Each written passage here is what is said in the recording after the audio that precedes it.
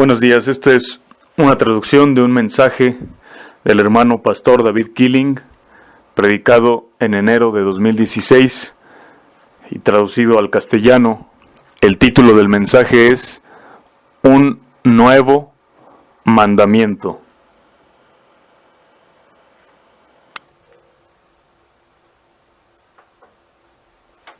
Buenos días, vamos a orar por favor. Padre nuestro, santificado sea tu nombre, venga tu reino y hágase tu voluntad aquí en la tierra como en el cielo, Señor. Padre, pedimos que bendigas nuestras vidas, nos ayudes a confiar en ti y te damos gracias por todo lo que haces por nosotros, Señor. En el nombre de Jesús. Amén. Les saludo a todos en el precioso nombre de nuestro Señor Jesucristo. También traigo saludos de los hermanos en México para todos ustedes.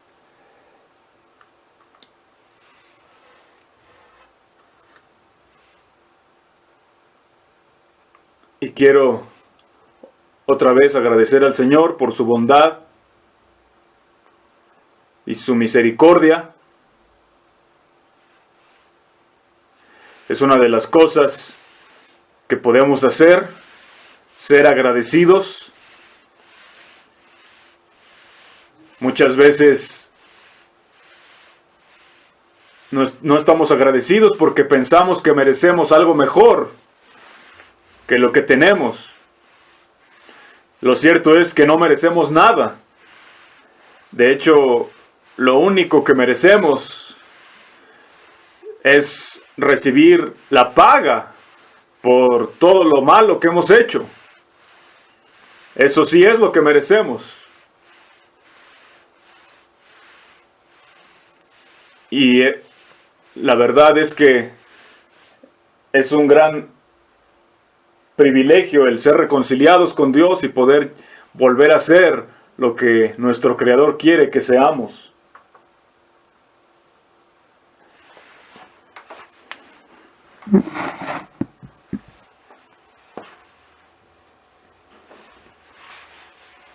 Y cuenta mucho.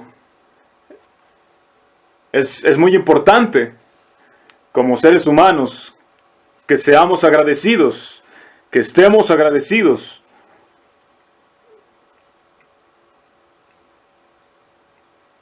Es una de las cosas que yo creo que Dios menosprecia grandemente, o Dios repudia, es la ingratitud.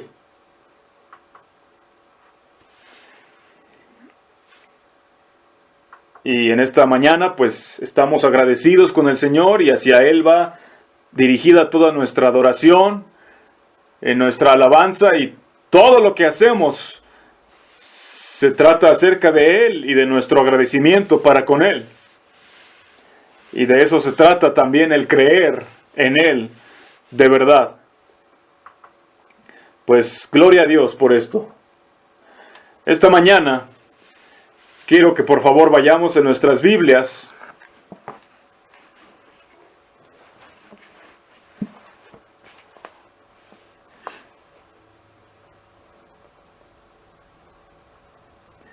al Evangelio de Juan. Juan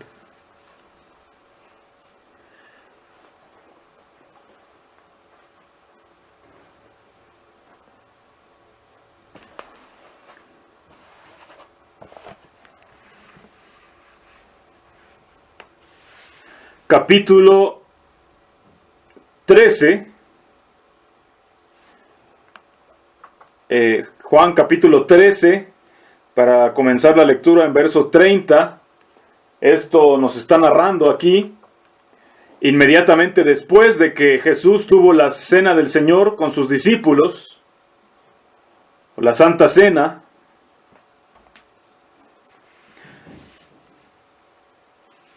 Y todo lo que ocurrió allí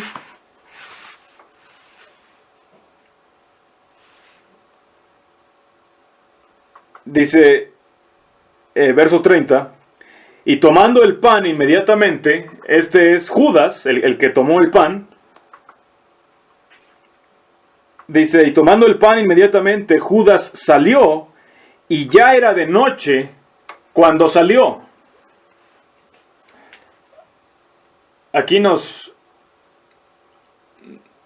muestra que Judas, el discípulo traidor, salió siendo noche, estando oscuro. Es decir,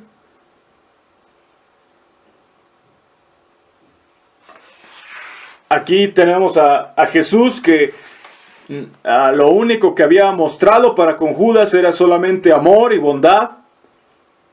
Y aún Jesús confió en Judas. Y Judas fue hecho parte del grupo de discípulos. Fue hecho apóstol. Y sin embargo Judas traicionó al Señor. Y al salir, después de comer con el Señor y con los demás, dice, salió y ya era de noche. Esto nos muestra simbólicamente las tinieblas que vienen cuando alguien traiciona a Jesús y se vuelve hacia atrás. Cuando alguien se convierte del bien al mal, no hay nada sino solamente tinieblas.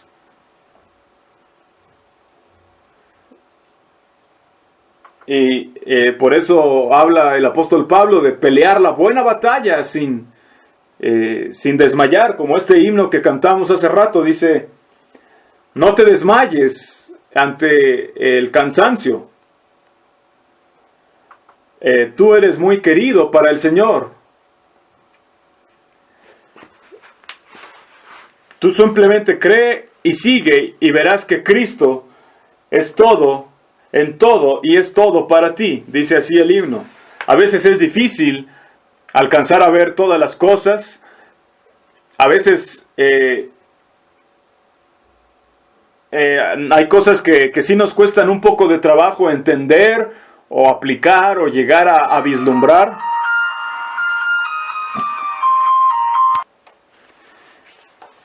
Y a veces sí cuesta trabajo. Sin embargo, cuando de verdad estamos siguiendo y somos fieles, siempre hay una claridad que viene al ser honestos con nosotros mismos y con Dios, y al hacer lo que es correcto, y al confiar en el Señor, y al alcanzar a ver la verdad, viene una claridad que disipa las tinieblas.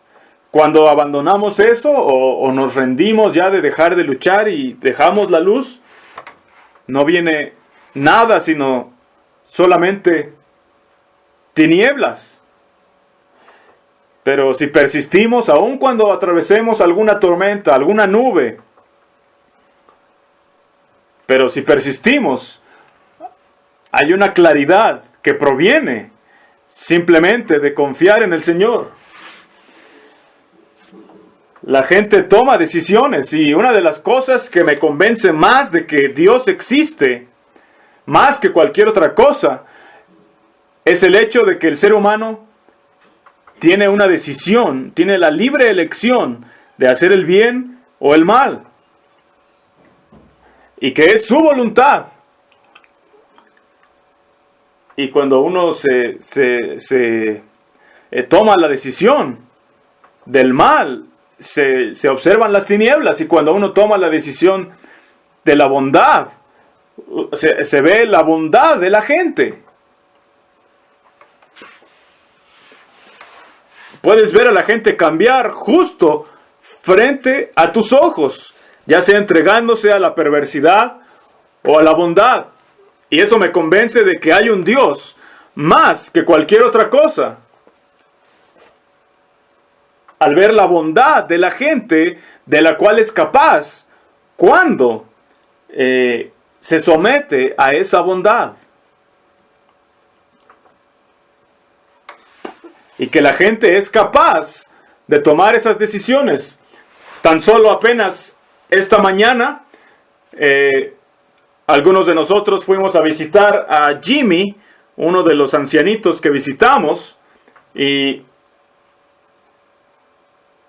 llegamos un poquito más temprano de lo acostumbrado a donde lo visitamos, y él ya quería tomar su desayuno, y entonces salimos a que tomara su desayuno a un pequeño restaurante, y ordenamos lo que íbamos a desayunar. Y bueno, saben ustedes, él está, no puede caminar, está lisiado de las piernas, y bueno, cometió un accidente y se tiró el café sobre sí mismo, se ensució de café.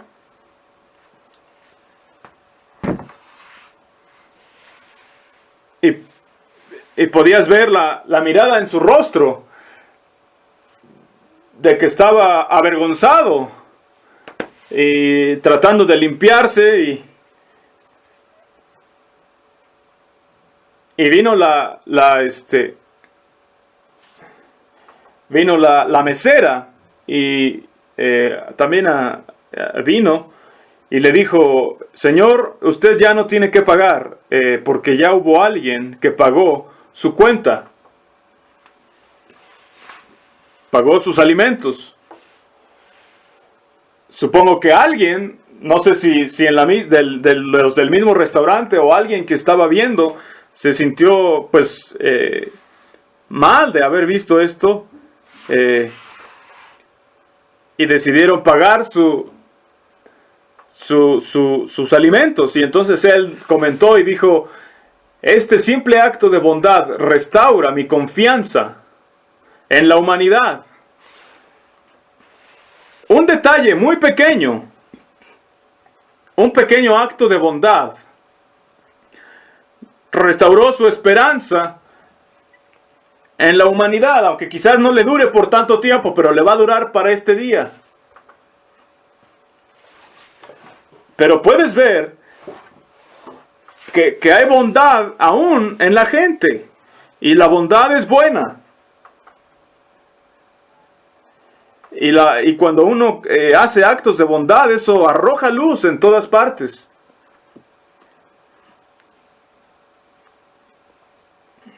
Y cosas como esas te dan la esperanza de que hay un Dios muy bueno, y que por eso hay vislumbres de bondad en seres humanos, porque estamos hechos a la imagen de ese Dios, que aunque vivimos en un mundo horrible de tinieblas alrededor nuestro, aún así Dios y la bondad están allí. Viendo esas cosas pequeñas, te dan un aliento fresco para tomar otro paso y seguir luchando esta batalla. Esta persona que pagó esta cuenta de este ancianito ni siquiera era un creyente, hasta donde sabemos. Bueno, de hecho, ni siquiera sabemos quién fue.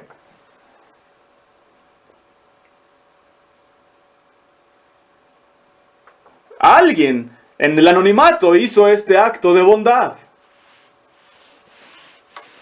con el querido ancianito Jimmy.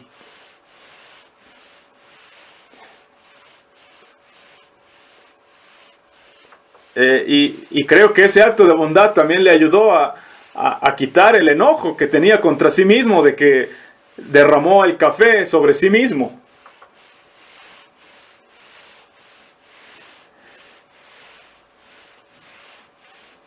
Y lo que quiero decir es que hay algo mejor que podemos perseguir en este mundo y en el mundo venidero.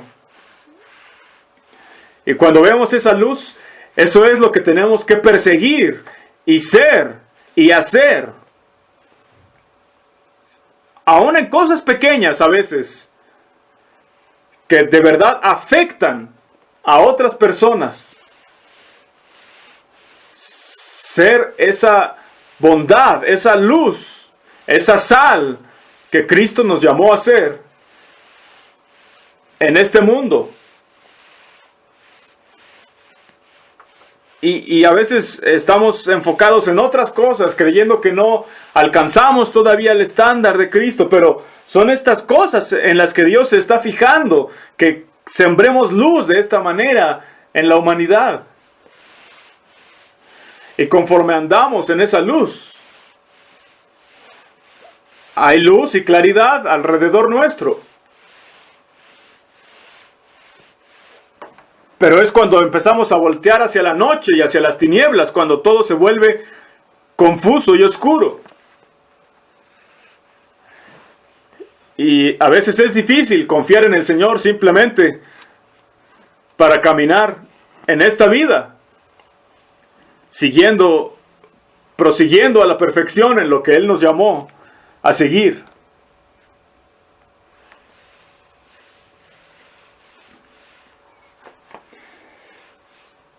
Bueno, vamos a seguir la lectura, verso 31, después de que salió Judas, dice: Entonces dijo Jesús: Ahora el Hijo del Hombre es glorificado, y Dios es glorificado por medio de él. Ok, quiero que vean esto, por favor.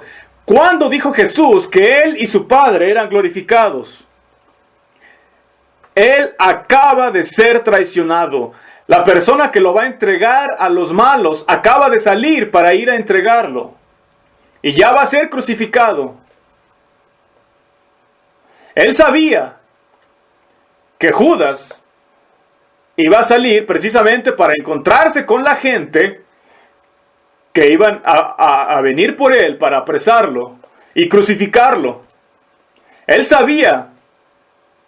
Y justo en ese momento es cuando dice que era glorificado y que su Padre también. Ahora el Hijo del Hombre es glorificado y Dios es glorificado por medio de él. En el momento más sombrío de la vida de Jesús, en ese momento que Jesús está siendo traicionado, él pudo haberse rendido y decir: no, ya no puedo seguir con esto. Pero aquí es donde glorificó a Dios. Verso 32. Y si Dios es glorificado por medio de él, también Dios lo glorificará en sí mismo. De inmediato lo glorificará. Todavía estaré un poco con ustedes, hijos míos, y me buscarán. Pero como le he dicho a los judíos, también a ustedes les digo ahora: a donde yo voy, no pueden ir ustedes. Y entonces sí dice, ahora, verso 34, les doy un nuevo mandamiento, que se amen unos a otros de la manera que yo los he amado. Ámense también ustedes unos a otros. Aquí está el mandamiento de Jesús.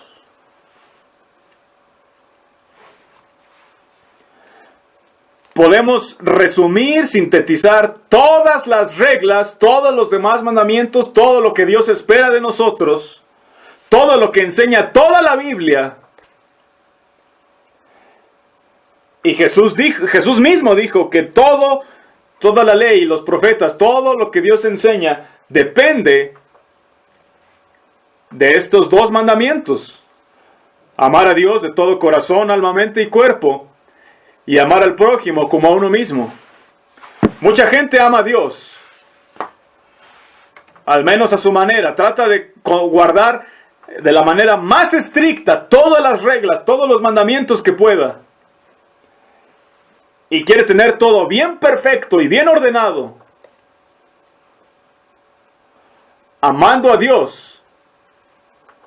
Pero ¿cuál es el siguiente? Dice, ¿cuál es este nuevo mandamiento? El segundo, que es semejante. Este nuevo mandamiento les doy: que se amen unos a otros. ¿Saben? Podemos guardar muchas reglas y doctrinas y mandamientos y tantas cosas. Podemos vivir dentro de muchas de las enseñanzas de Cristo incluso. Y todavía no amarnos los unos a los otros. Y este es el mandamiento que Él nos dio. Las reglas y todas las reglas, las doctrinas, todas esas cosas, los mandamientos son, en eso hay seguridad. Pero para amar al prójimo, es ahí quitar la seguridad y arriesgarte, tomar el riesgo. Para amar a alguien se necesita asumir un riesgo, dar una oportunidad.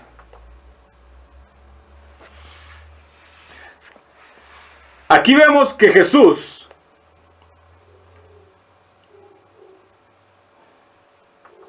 justo al momento de ser traicionado, Él seguía amando. Y es en ese contexto que Él nos ordena, nos da el mandamiento de amarnos los unos a los otros.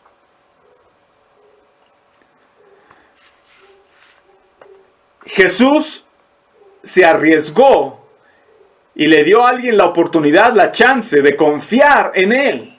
O sea, Jesús confió en sus discípulos. Y confiando en Judas, fue traicionado.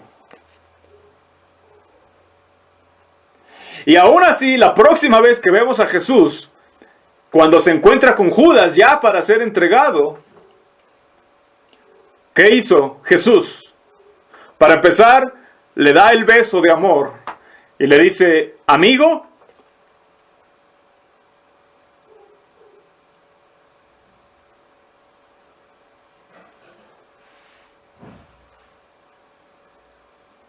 Le dice, ya estando en el jardín del Getsemaní, le dice, amigo. Es decir, lo sigue llamando amigo.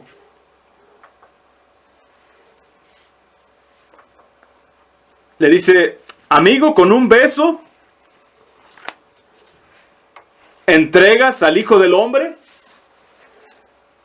Es decir, Jesús ni siquiera lo está condenando, regañando, simplemente pone esa pregunta de reflexión, la siembra en la mente y el corazón de Judas. Amigo, con un beso entregas al Hijo del Hombre. Le sigue llamando amigo. Y le siembra una reflexión. Se necesitaba un riesgo. Jesús se arriesgó a confiar. Y eso es lo que hace el verdadero amor.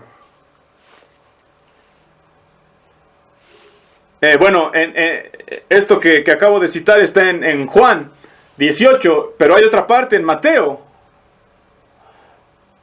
Simplemente le dice, amigo, ¿de dónde vienes?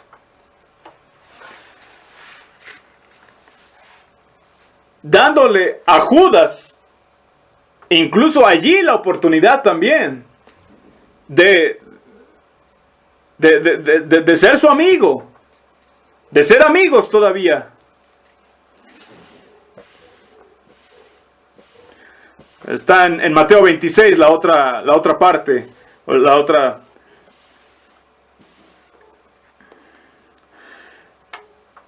Les doy, dice aquí el Señor, les doy un nuevo mandamiento, que se amen unos a otros de la misma o de la manera que yo los he amado. Ámense también ustedes unos a otros. Y termina el verso 35. Por esto, todos sabrán que ustedes son mis discípulos si se tienen amor unos a otros.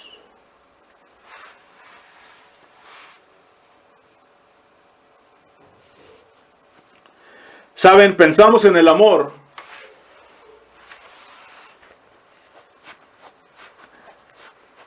Y lo que quiero compartir, la idea principal de hoy es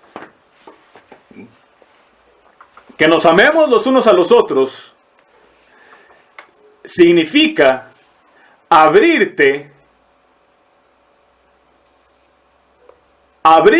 para ser dañado. No puedes verdaderamente amar si no te cuesta algo. No puedes verdaderamente amar si te aíslas y no permites que nadie más entre a tu corazón para amarlo. Y ahí es donde el mundo cae, donde el mundo está tan mal en estos días. Cada persona tiene su pequeño caparazón, su pequeña burbuja, para protegerse ellos mismos del resto de los demás, para que nadie pueda entrar y hacerles daño. Tantas veces encontramos esto. Gente que desde niños o desde una edad muy joven o muy temprana, sus mismos padres o abuelos o tío o alguien los dañó. Alguien mayor que ellos los dañó de alguna manera cuando eran pequeños. ¿Y qué hacen esos niños cuando ya crecen y se hacen adultos? Y creo que esa es una de las razones por la cual hay tantos divorcios en estos días. Porque esa persona que fue dañada de niño creó un caparazón a su alrededor de su corazón, y no permite que nadie entre a su corazón de nuevo. Y quizás, claro, al casarse tuvo la emoción esta del enamoramiento, los sentimientos, dijo las palabras correctas, pero analizándolo a fondo, realmente estaba pensando, nadie va a entrar aquí. ¿Por qué? Porque si entra puede volver a dañarme, como ya lo hicieron antes. No van a permitir que vuelva a suceder. Esa persona no puede amar y pierde esto. Y todo el amor y todas las cosas que dice que son amor son simplemente cosas en el exterior. Es solamente la emoción, el sentimiento y eso, pero cuando eso se esfuma, no hay nada ahí para llevarlos a lo largo de la experiencia de amar. Porque están viviendo adentro de su caparazón y nadie va a entrar allí. Y es por eso también que mucha gente no confía en Dios. No pueden confiar en Dios porque creen que Dios mismo les va a hacer daño. Porque para confiar en Dios tienes que abrir tu corazón. Y de verdad dejarlo. Confiar en que Dios te va a amar. Y que aunque en alguna manera aparentemente te vaya mal, Dios te sigue amando. Pero la gente prefiere permanecer encerrada antes que arriesgarse a confiar.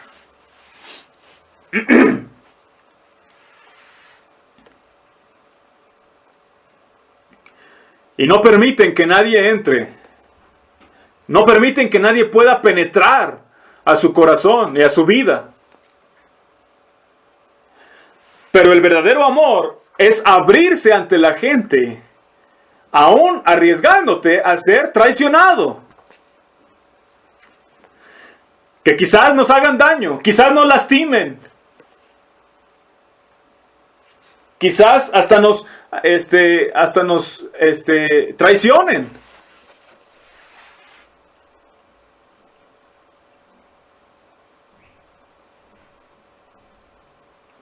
Y cualquier otra cosa es lo que Jesús mismo llamó hipocresía.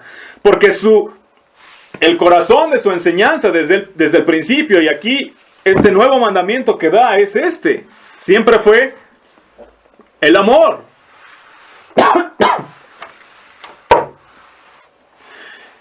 Y simplemente porque alguien nos haya hecho daño o nos haya lastimado en el pasado cuando éramos jóvenes o niños o en algún otro momento que éramos vulnerables y que a esa persona sí la habíamos dejado entrar y habíamos confiado en ella y nos dañó. Solamente por eso no vamos a dar otra oportunidad.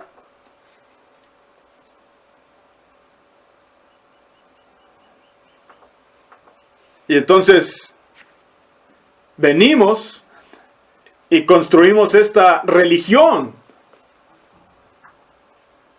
donde ponemos como un impermeabilizante, donde no permitimos que nadie entre.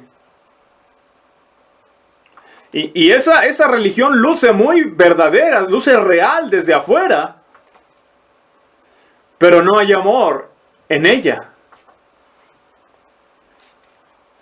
Es algo frío, es muerto, está artificial, es la apariencia de que todo está bien, están guardando todas las reglas y las doctrinas.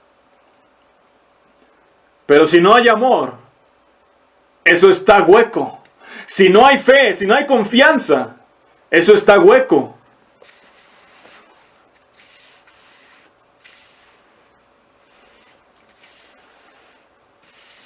Es por eso que tanta gente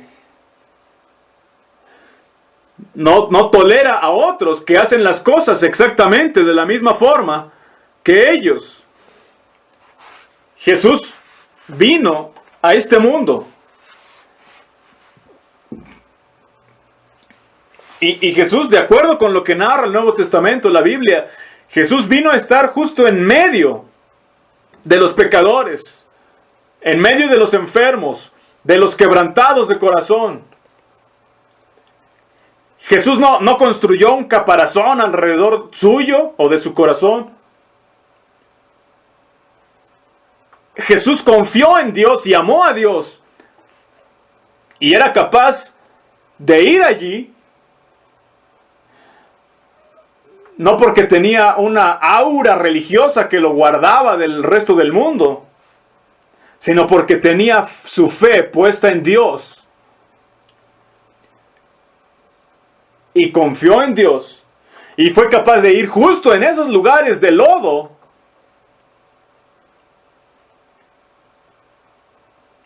Y ser lo que Dios quería que fuera.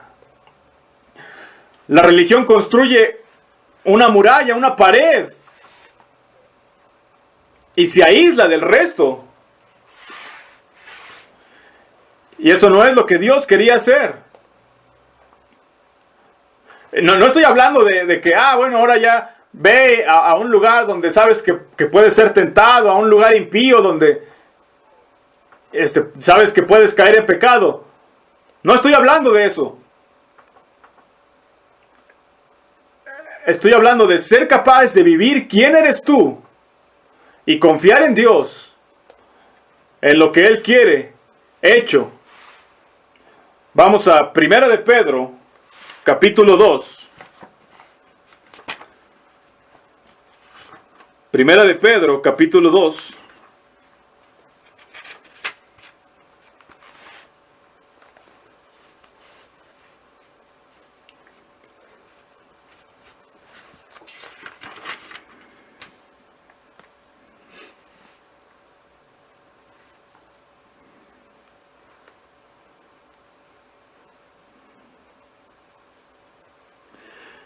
Primera de Pedro 2, voy a comenzar la lectura.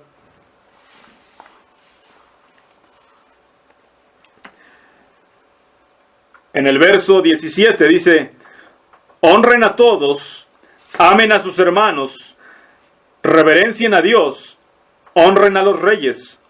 Que los siervos que hay entre ustedes se sometan a sus amos con todo respeto, no solamente a los buenos y a los afables, sino también a los severos y obstinados.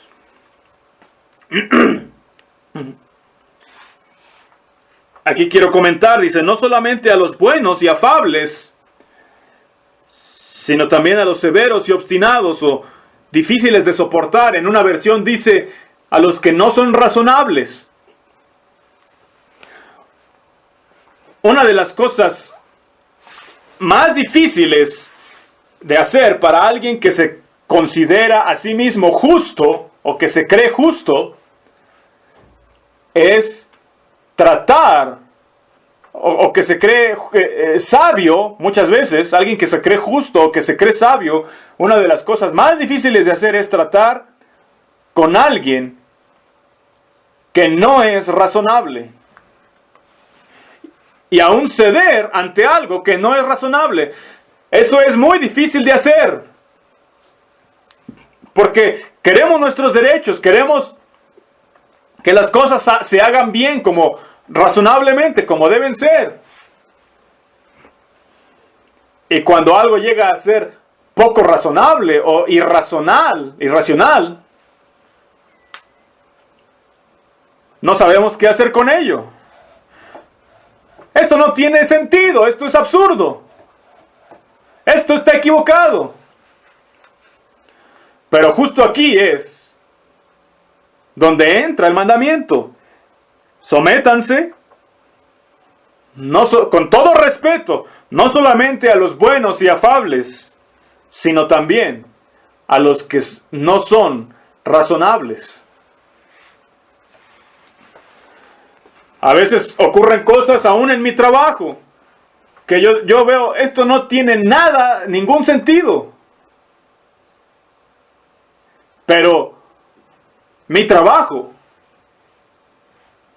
es someterme con respeto, aun cuando no tiene el menor sentido del mundo, aun cuando no es razonable. Dice, porque esto, dice, encuentra gracia ante Dios. Los que por causa de una buena conciencia soporten las adversidades que les sobrevengan injustamente. Aquí también quiero señalar otra cosa. Dice, los que por causa de una buena conciencia, una conciencia hacia Dios, soporta las adversidades que les vienen injustamente. Aquí quiero señalar lo de la conciencia.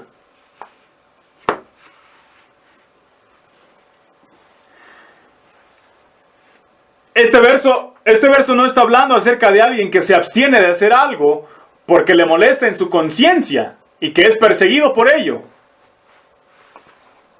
No está hablando de eso.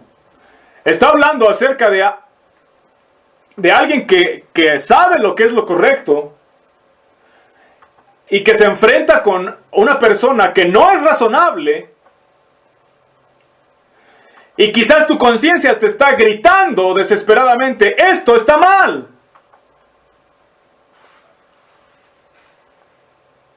Y sin embargo, tú ignoras a tu conciencia para someterte a lo irrazonable por causa del amor a Dios y a tu prójimo.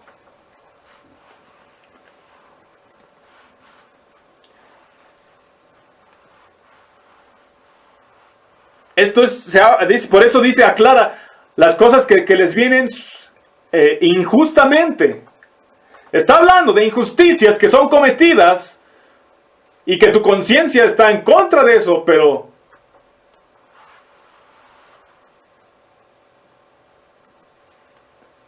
aún así tú te sometes y amas. La mayor parte de las veces la conciencia va a estar diciendo, esto está mal.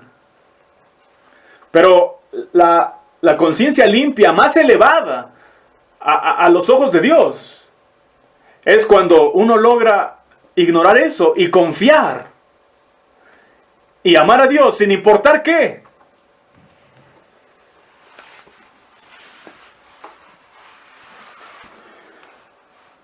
Verso 20, pero los que padecen aflicciones por razón de sus transgresiones, ¿qué mérito tienen? Pero si haciendo lo bueno son afligidos y lo soportan, entonces su gloria es grande ante Dios. esto haya gracia, esto haya favor delante de los ojos de Dios. Es el ser lastimado lo que haya gracia delante de Dios y nos glorifica con Él, así como lo que leímos al principio acerca de Jesús. Y como dije, esto es difícil. Pero esto es lo que fuimos llamados a hacer. Verso que sigue. Porque para esto fueron llamados.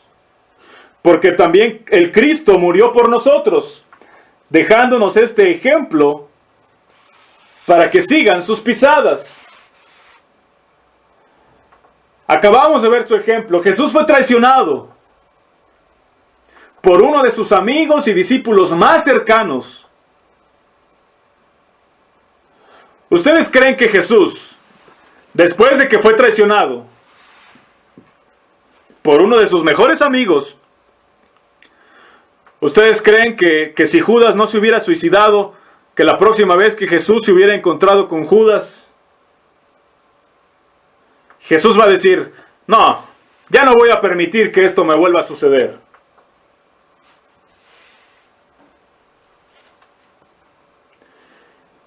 ¿Ustedes creen que eso es lo que Jesús aprendió de esa experiencia? No, esto ya no me vuelve a suceder.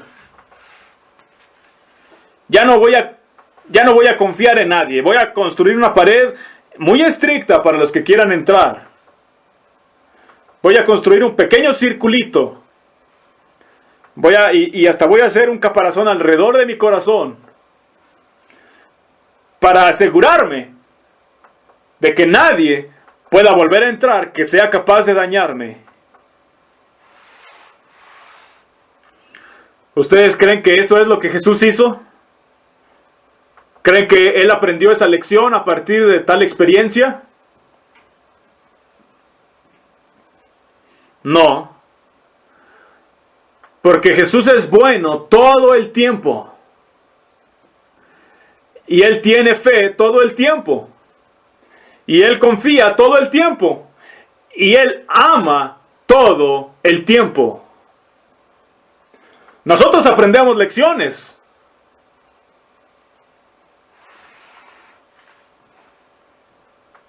Hay un pequeño dicho aquí en Estados Unidos. Dice, quémame una vez, qué vergüenza para ti. Quémame una segunda vez y ahora qué vergüenza para mí. Queriendo decir que yo voy a vengarme y me voy a avergonzar de lo que voy a hacer en contra tuya. Eso no es amor. Eso es egoísmo. El amor te deja vulnerable para ser lastimado. Una y otra y otra y otra y otra vez. Y no nos gusta eso. Pero el amor te deja vulnerable para ser traicionado. Una y otra y otra y otra vez. Y esta es la razón por la cual las iglesias empiezan a definir bien sus reglas, o sus doctrinas, o sus cosas. ¿Por qué? Porque se hacen sabios en cuanto a este asunto de la confianza y el amor. Y entonces empiezan a aislar a la gente que les pudieran causar algún tipo de problema.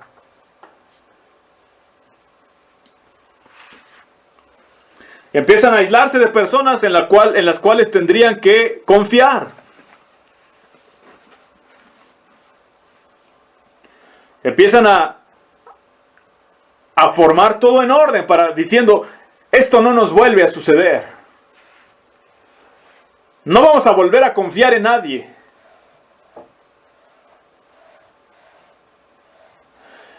Y si no cumplen todas nuestras expectativas o nuestros estándares, fuera con ellos. Allí no hay nada de amor. Porque el amor te pone vulnerable para ser lastimado de nuevo. de ser engañado, de ser traicionado, de ser defraudado.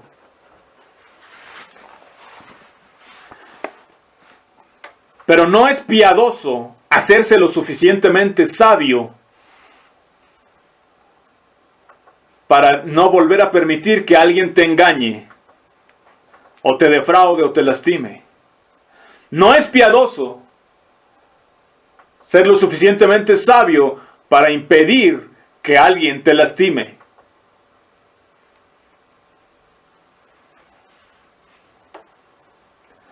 Lo que sí es piadoso es confiar en el Señor y amarnos los unos a los otros, aun cuando probablemente o seguramente alguno o algunos de ellos en algún punto del tiempo nos van a abandonar, a defraudar, a lastimar, a engañar o traicionar.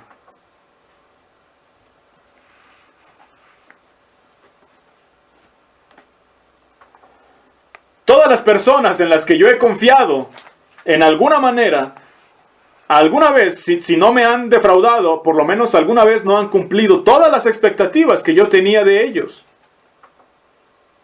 Y seguramente a ustedes les ha pasado exactamente lo mismo. Es parte de la vida humana. Es parte de la vida. Pero queremos hacernos sabios. Podemos hacernos sabios según el mundo con esto. O podemos escoger ser como Jesús en esto.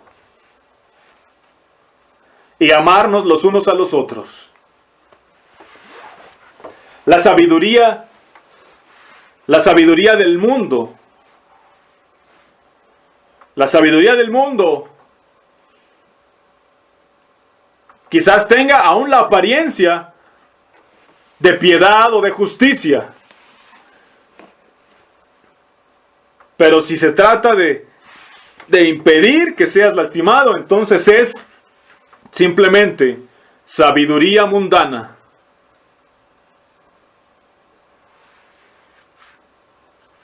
El verdaderamente ser prudentes como serpientes y sencillos como palomas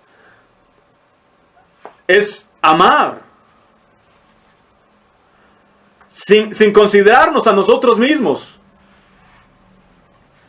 Eso es lo que significa poner nuestras vidas por los hermanos. No significa poner nuestras vidas, no significa salir a la calle y acostarte ahí frente al coche del hermano. Ni siquiera significa morir por alguien. Eso es ajeno a nosotros, al menos por el momento. Pero significa poner nuestras vidas, nuestro corazón, nuestro amor, por las personas, por los hermanos, por el prójimo. ¿Cuántas veces dijo Jesús que perdonemos? 70 veces 7. Pero nosotros aprendemos y nos hacemos sabios y decimos no. Esto no me vuelve a suceder. Va a tomar mucho tiempo hasta que yo pueda ser capaz de volver a confiar en ti. Pero eso no es lo que Jesús hizo. Ni tampoco es lo que nos dice que hagamos.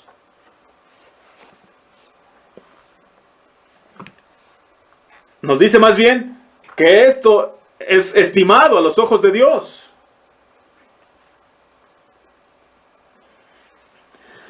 Pero si haciendo lo bueno son afligidos y lo soportan, entonces su gloria, su favor, su gracia es grande delante de Dios. Porque para esto fueron llamados. Porque también Cristo murió por nosotros, dejándonos este ejemplo para que sigan sus pisadas.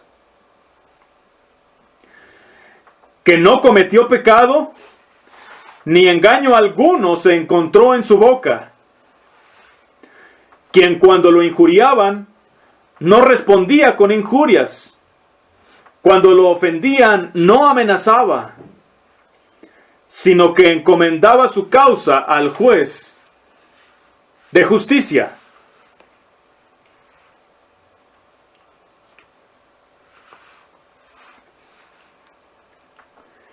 Esta actitud de Jesús que narra aquí no se mira tan religiosa para la gente religiosa. Porque la religión quiere arreglar las cosas y hacer que el récord quede limpio. Y quiere asegurarse de que todo esté en orden. Pero Jesús confió, se encomendó a Dios, al que juzga justamente. Y Él mismo cargó con todos nuestros pecados, llevándolos en su cuerpo en la cruz, para que nosotros, al estar muertos al pecado, vivamos en su justicia, porque por sus heridas fueron ustedes restaurados. Él llevó en su cuerpo nuestros pecados. Él sufrió. Él sufrió por todo ese egoísmo, por toda esta falta de amor. Es por eso que sufrió todas esas cosas. Para que pudiéramos ser sanados, restaurados y librados de estas cosas. Por sus heridas nos ha sanado de nosotros mismos, de nuestra sabiduría mundana.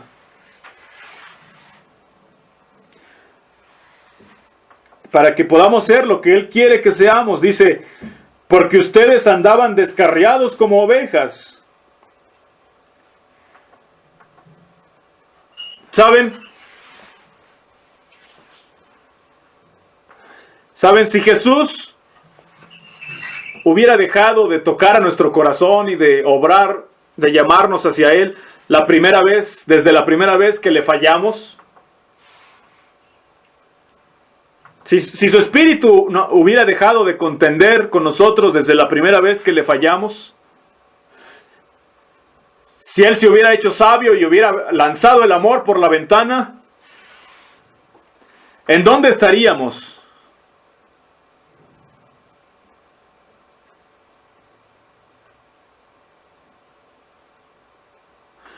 Quizás Él se hubiera deshecho de nosotros desde que teníamos 12, 13 o 14 años.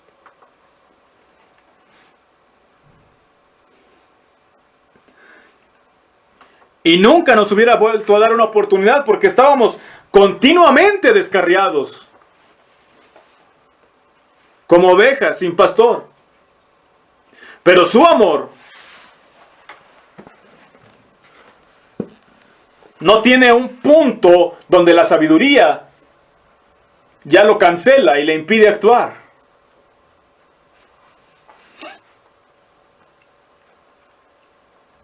Su amor nos espera para que tomemos esas decisiones.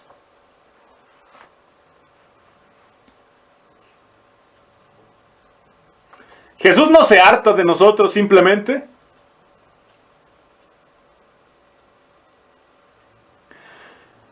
Él nos espera y nos deja que continuamente lo estemos olvidando y rechazando. Y nos sigue llamando, dice, porque ustedes andaban descarriados como ovejas, pero ahora han retornado al pastor y guardián de sus almas.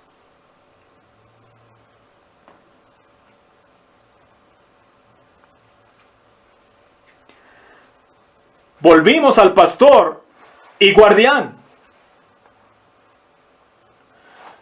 de nuestras almas, es decir, le confiamos nuestra alma para que Él la proteja. Y queremos recordar eso. Ahora sí, capítulo 3, verso 1. Vean a dónde vamos a llegar.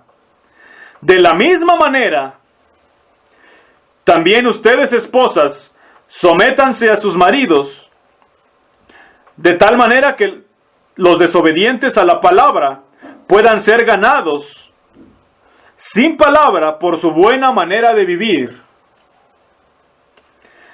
al ver que se conducen respetuosamente y con prudencia. Que su atavío no sea con adornos externos, peinados ostentosos, adornos de oro, ni vestidos suntuosos, sino adórnense en el ser interno del corazón, en un espíritu humilde e incorruptible, el mejor atavío ante Dios.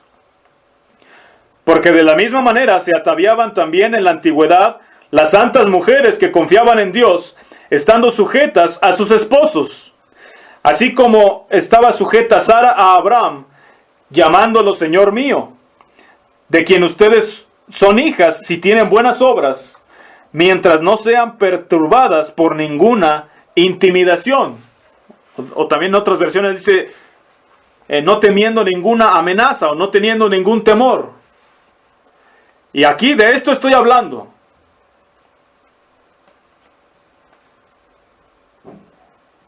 Si no tenemos temor, haciendo lo que es correcto y confiando en Dios, amando a Dios, amando a nuestro prójimo como a nosotros mismos, entonces nadie puede dañarnos. No tenemos por qué temer ninguna amenaza cuando estás amándolos a ellos.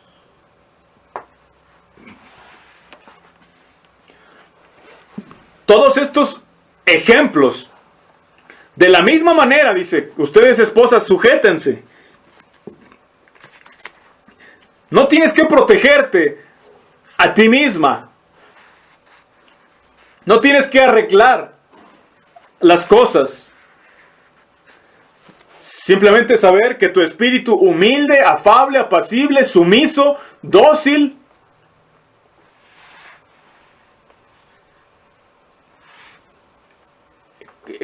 te guarda, y que con esa clase de corazón nada te puede dañar. No tienes por qué temer ninguna amenaza. Eso es confiar en Dios. Y dejarte ir a ese punto confiando en tu esposo. Sin construir una pared de que no voy a dejar que mi esposo se vuelva a equivocar. No voy a dejar que mi esposo vuelva a dañarme. No voy a dejar que mi esposo vuelva a hacer tonterías. Ese espíritu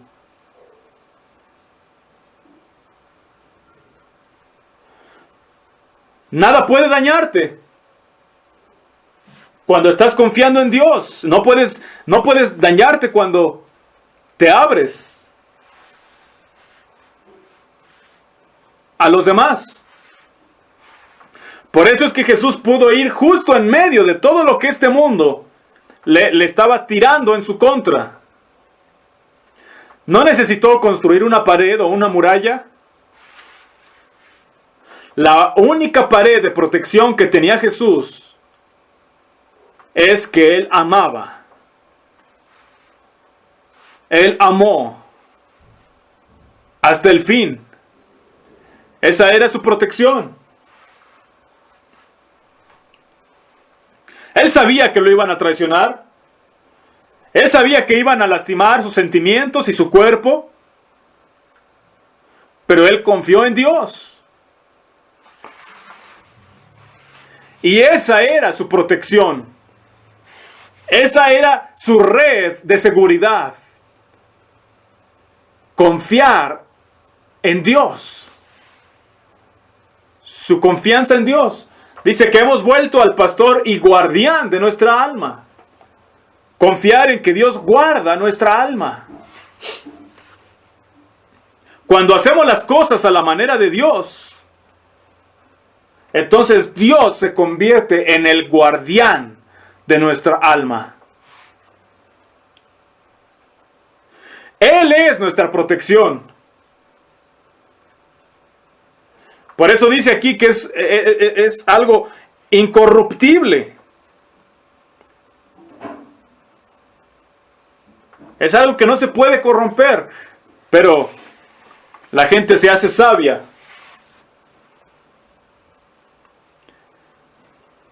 Y entonces se guarda a sí misma y pone paredes. No puede entonces confiar en el guardián de su alma.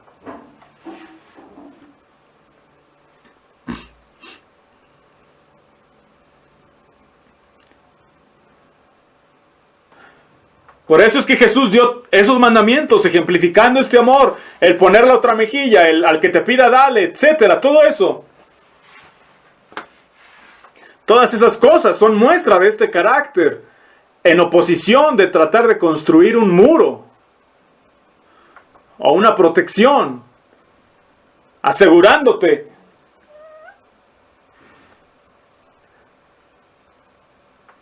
de que no te puedan dañar. Pero Él quiere que hagamos las cosas a la manera de Dios. Y no pueden dañarnos, pueden hablar de nosotros, pueden abandonarnos, pueden tirarnos, pueden aún, Jesús fue al extremo, pueden matar nuestro cuerpo.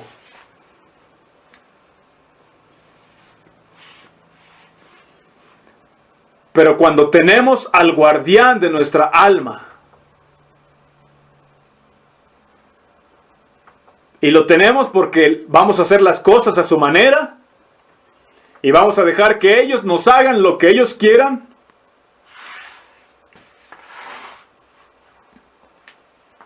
Entonces de verdad tenemos a un pastor y guardián de nuestra alma.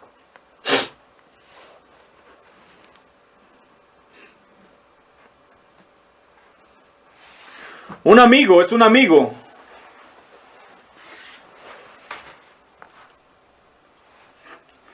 Ya sea que la otra persona lo sea o no.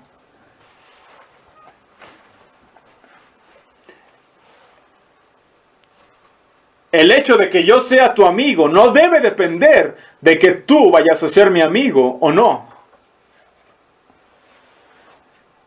Y el amor no depende, o no debe depender, de que tú me vayas a amar o no.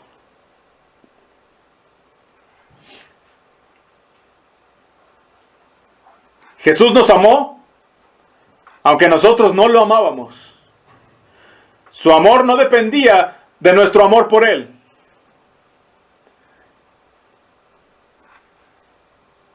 Y Jesús quiere ser tu amigo, sea que tú quieras ser su amigo o no.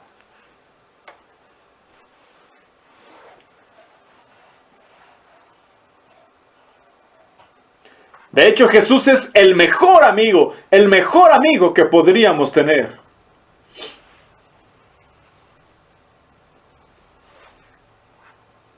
Y a Él no le importa si tú le correspondes con tu amistad y tu amor o no. No vas a cambiarlo a Él. Él sigue siendo bueno. Y así debemos ser nosotros también. Debemos ser amigos aun cuando nuestro amigo nos dañe.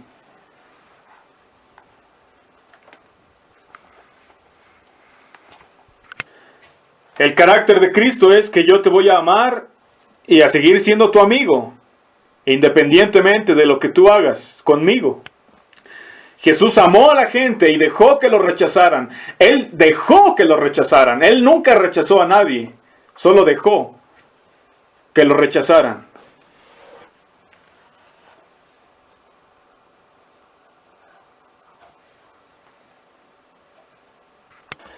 Generalmente queremos cuantificar el amor y decir te amo mucho o te amo poco. El amor no se debe cuantificar. El amor es amor. Y la amistad es amistad. Queremos ponerle un fin al amor, pero el amor es de esa forma. Dice la Biblia, el amor no tiene fin. Dice, el amor nunca deja de ser. Queremos poner cuantificadores o cualidades. Te voy a amar hasta que hagas esto. O te voy a amar siempre y cuando esto. En cuanto pones eso, deja de ser amor. Deja de ser amor por los otros, aunque sigue siendo amor por ti mismo. Ámense los unos a los otros. Sí, tratamos de mantener las enseñanzas básicas de Cristo.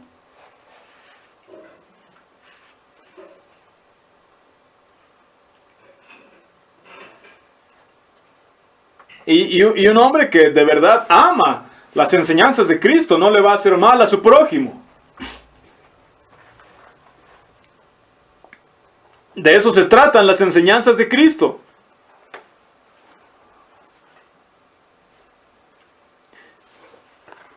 Yendo más profundo a que el amor no es solamente algo allí que se siente. El amor es algo que requiere compromiso de tu parte.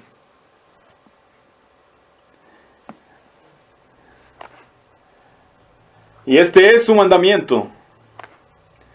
Y dice que en esto conocerán todos que somos sus discípulos, si tenemos amor los unos por los otros.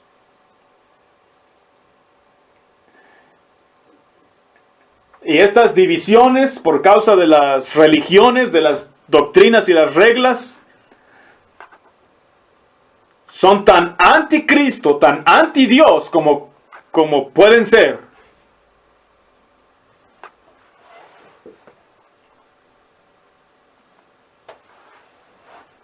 O dividirse porque, no, es que quizás me vas a dañar.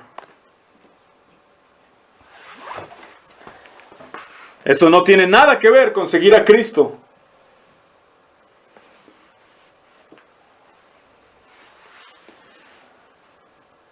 Como esta práctica que tienen los Amish y los menonitas, que le llaman de evitar completamente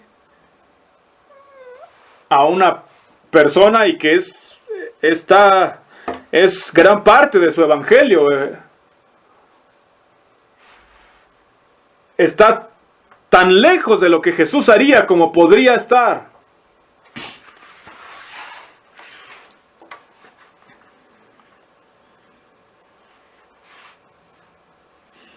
Jesús dijo que si saludamos únicamente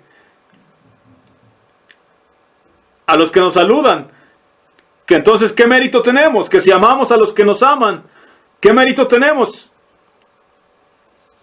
Si los gentiles y los publicanos hacen lo mismo, puedes ir a un bar y encontrar la misma clase de camaradería entre personas.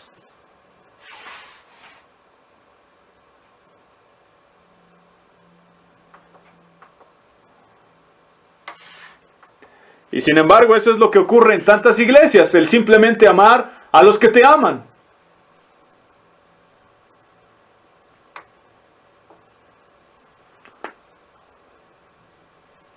Y evitar a los que no estén contigo.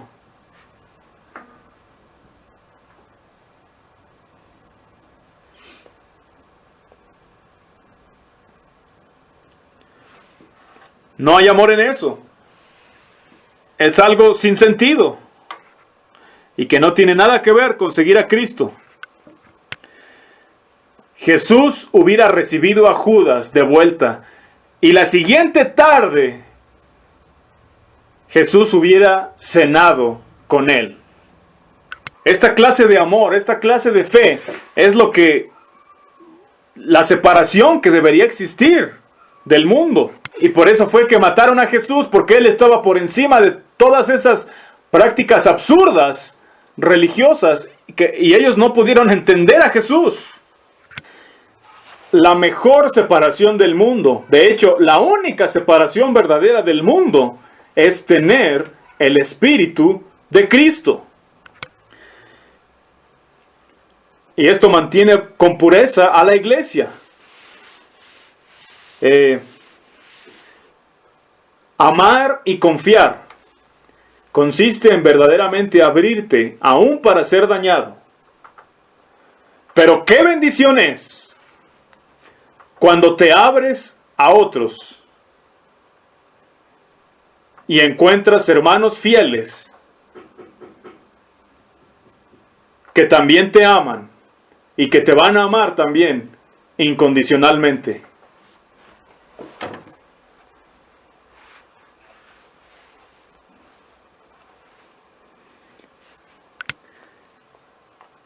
Amar aún aquellos que nos hacen daño. Amar a tu esposo, a tu esposa, a tus hijos, no solamente porque es conveniente, sino porque es lo correcto. Y aún en el caso de que sean incrédulos, quizás no apoyes todo lo que están haciendo, quizás no estás de acuerdo con su vida, pero estar allí dispuestos, sabiendo que si vuelven, tú estás allí y que los vas a ayudar en cualquier situación.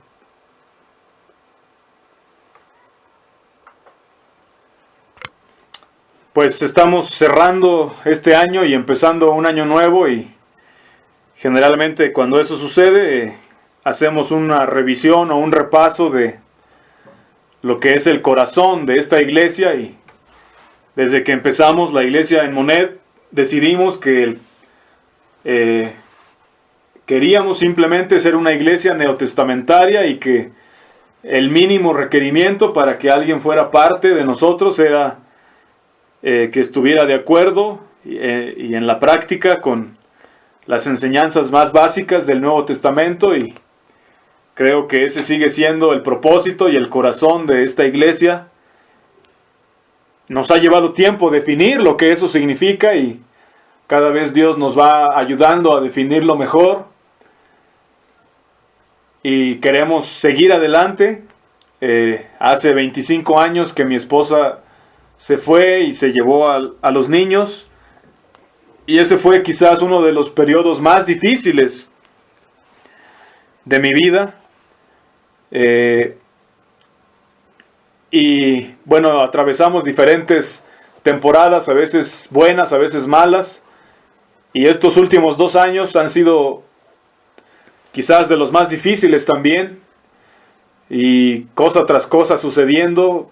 Tan solo este año mucha gente que salió de nosotros, y después se quemó la construcción de Reunión, y cosa tras cosa que sucedía añadiéndose de por sí a la lucha que ya de por sí uno está experimentando. Y aún gente tratando de ir a las misiones que hemos sembrado, y menospreciar todo nuestro trabajo.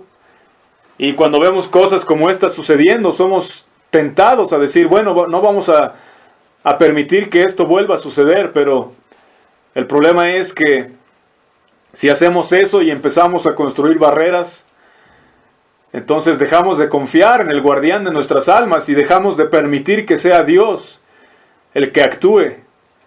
Y pues les quiero animar a proseguir adelante a la meta, a la perfección, y a que pase lo que pase, pues confiemos en Dios, amemos a Dios y amemos a nuestro prójimo como a nosotros mismos. No tiene por qué gustarnos, o no tenemos por qué estar de acuerdo con la gente o con lo que hacen, ni por qué comprometer la verdad o celebrar sus maldades. Tenemos que ser firmes, pero al mismo tiempo podemos todavía amarles, y podemos todavía decir al Señor que se haga tu voluntad. Él conoce cada prueba, cada tentación, y hay cosas que nosotros ni imaginábamos ni pedimos experimentar, pero Él sabe por qué las permite, y Él es sabio, y todo está en sus manos. Pues gloria a Dios.